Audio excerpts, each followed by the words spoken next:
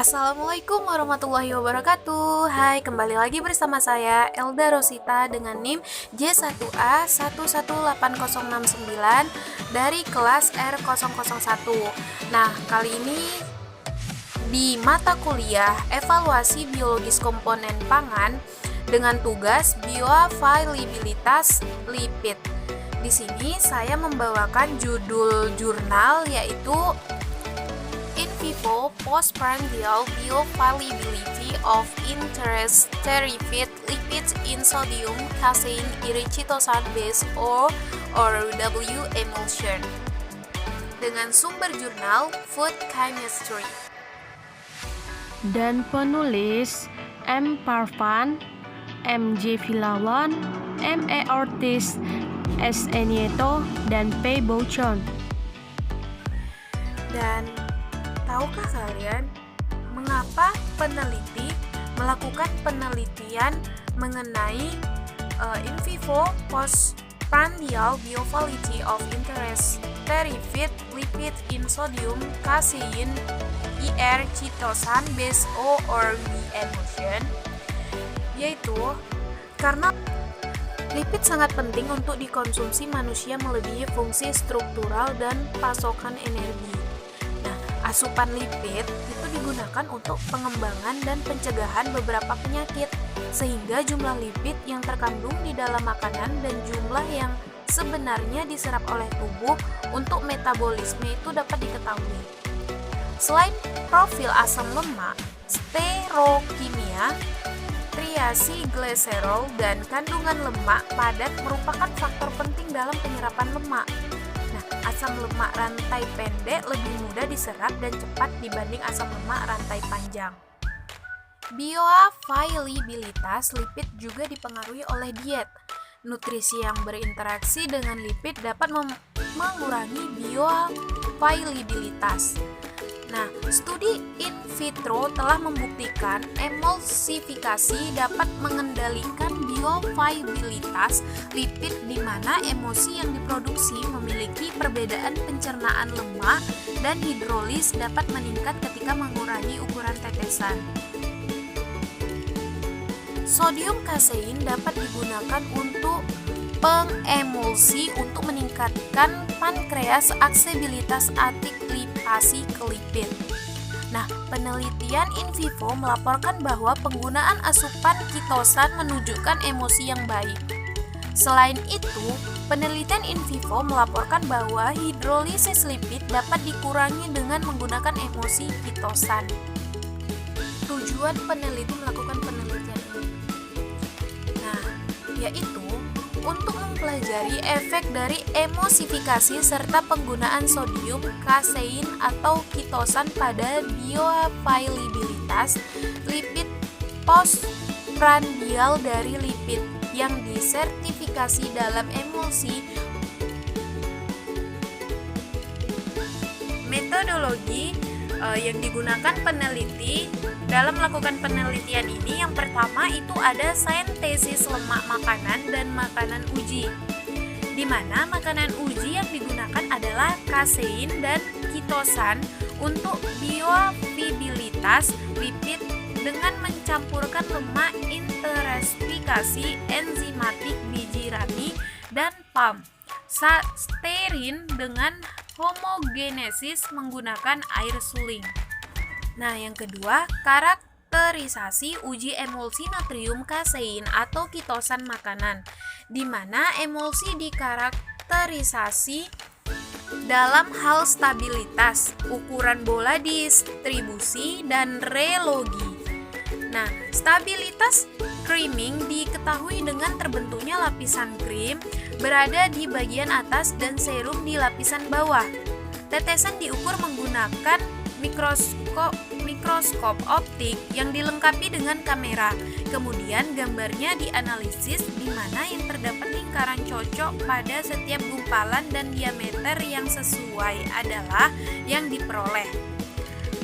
Tes reologi berdasarkan sifat viskoelastik ditentukan oleh frekuensi tes. Metodologi yang ketiga yaitu tes hewan. Sebanyak 60 ekor tikus berumur 8 minggu dengan berat 300 gram itu diberi perlakuan diet komersial 4% lemak dan air dibagi menjadi 4 kelompok, yaitu emulsi sodium kasein atau SC, emulsi kitosan CH, dan kelompok yang diberi makan uji kontrol makanan atau C, yang terdiri dari lemak tanpa lemak teromulsi atau diseminasi. Nah, tikus tersebut dipuasakan selama 18 jam dari air dan dibius, dilakukan operasi rongga perut, dibuka menggunakan vaksin K2 Enda tabung trainer. Metodologi yang keempat yaitu penyerapan lemak postprandial, di mana penyerapan lemak itu ditentukan sebagai total lipid plasma selama periode postprandial. Sampel darah disentrifugasi, diekstraksi, dan dianalisis. Kemudian metodologi yang kelima yaitu analisis statistik, di mana uji hewan dilakukan secara paralel untuk mengurangi perbedaan signifikansi statistik dari perbedaan dengan menggunakan ANOVA dan tes HSD-2K. Nah, hasil yang didapat dari penelitian ini itu yang pertama ada karakterisasi emulsi natrium kasein atau kitosan. Nah, pada stabilitas tidak ditemukan creaming atau pemisahan fase. Hal ini disebabkan karena konsentrasi natrium yang tinggi pada kaseinat dan kitosan. Kitosan mampu membentuk dan menstabilkan tetesan yang lebih kecil dari sodium kasein, sehingga lemak dalam emulsi kitosan dapat diserap dengan baik. Sifat rheologi yang didapatkan pada penelitian ini adalah pengukuran rheologi berada dalam wilayah viskoelastik linear. Hal ini menunjukkan emulsi kitosan mempunyai struktur 3 dimensi yang bisa lebih dikembangkan. Penyerapan lipid postprandial pada penelitian ini itu lebih difokuskan pada asam linolenat karena asam lemak esensial ini terdapat dalam jumlah tinggi dalam biji rami atau makanan uji dan tidak ditemukan pada aliran darah selama puasa. Namun, pada palm starin, asam palmitat terdapat pada jumlah yang tinggi dan asam lemak jenuh yang dicampurkan interesplikasi. Nah, secara keseluruhan, makanan uji natrium kasein menunjukkan penyerapan makanan yang lebih baik dibandingkan dengan makanan uji kitosan. Total penyerapan lipid postprandial pada kitosan dan kasein tidak ada perbedaan ruang signifikan maupun faktanya nilai rata-rata tertinggi adalah pada sodium kasein. Terdapat perbedaan pada kontrol sebanyak 8 jam. Sedangkan pada kitosan tidak terdapat perbedaan yang signifikan terhadap kontrol. Namun, penyerapan lipid postprandial setelah pemberian lambung oral dengan emulsi kitosan tidak memperbaiki karena kitosan mempunyai pH yang lebih besar. Nah, ketika pH naik, tetesan yang distabilkan kitosan akan kaku dan terperangkap di emulsi. Nah, kesimpulan dari penelitian ini yaitu emulsifikasi dapat meningkatkan penyerapan lipid setelah mengkonsumsi natrium kasein dan kitosan. Lipid terester yang diemulsifikasi dengan kitosan tidak lebih baik daripada yang terkandung dalam interesterifikasi non-emulsi lipid karena akses yang terbatas pada lipase pankreas ke lipid dan terjadi kenaikan pH pada duodenum atau pemecahan emulsi dalam usus halus.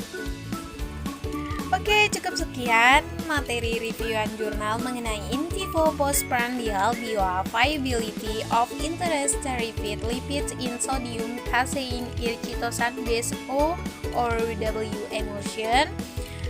Jangan lupa ya untuk like, comment, and subscribe. Oke, sampai ketemu di video reviewan selanjutnya. Assalamualaikum warahmatullahi wabarakatuh. Bye-bye.